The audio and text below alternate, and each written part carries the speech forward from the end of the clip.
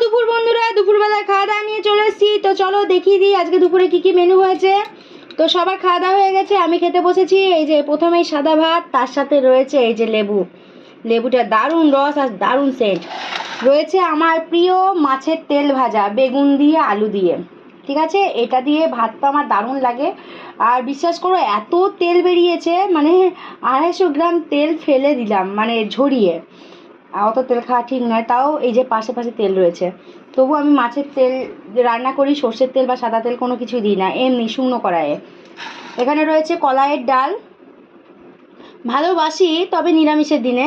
তো যাই হোক, আমি অত পছন্দ করি না, যেহেতু আমি রান্নাটা করেছি তোমাদের সাথে শেয়ার করছি। আর এখানে রয়েছে পটলে চিংড়ি মাছে আলুতে তরকারি। এটা সম্পূর্ণ মানে জিরা আদা বাটা দিয়ে, এখানে পেঁয়াজ রসুনের কোনো গল্প নেই। তো যাই হোক, এখন খাওয়া দাওয়া হবে।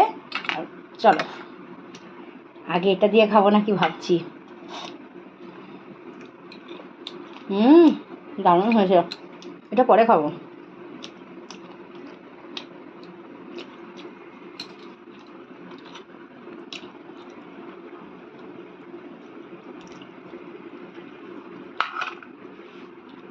মাছের তেল দিয়ে আগে খাবো।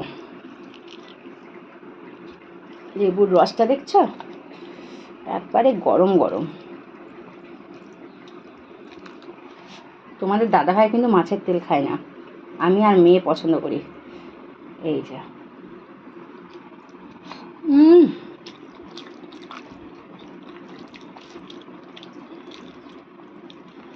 দারুণ।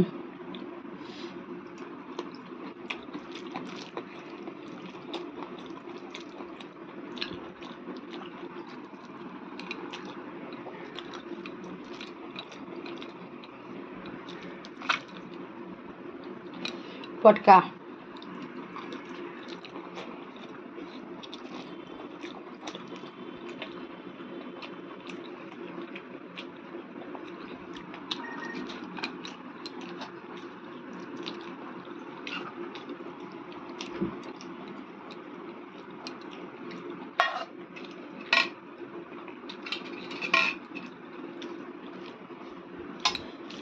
দারুণ খেতে। কিছুটা রেখে দিয়েছি রাত্রের জন্য, আর কিছুটা বোনের বাড়িতে পাঠিয়ে দেবো। বোনও খেতে খুব ভালোবাসে।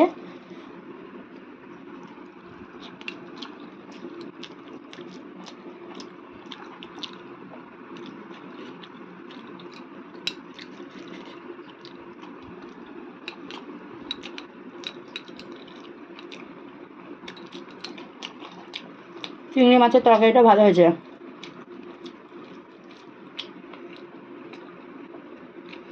মাছের তেল কার ভালো লাগে, অনেক দিন পর কিন্তু রান্না করলাম। তোমাদের দাদাভাই ডাল আর এই যে পটল চিংড়ি দিয়ে ভাত খেয়েছে, সাথে একটু ঘি দিয়েছিলাম, লেবু দিয়েছিলাম, গরম গরম ভাত দিয়েছি, খেয়ে নিয়েছে।